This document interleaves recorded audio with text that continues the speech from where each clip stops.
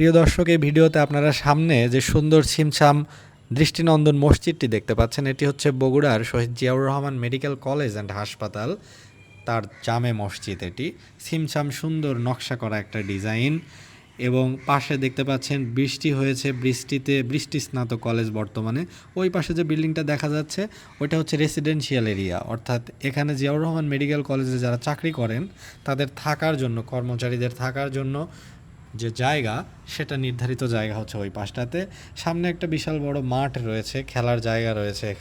এখানে গাড়ি ঘোড়াগুলো রাখা হয়েছে, বিভিন্ন কর্মকর্তাদের গাড়ি, বিভিন্ন ডাক্তারদের গাড়ি।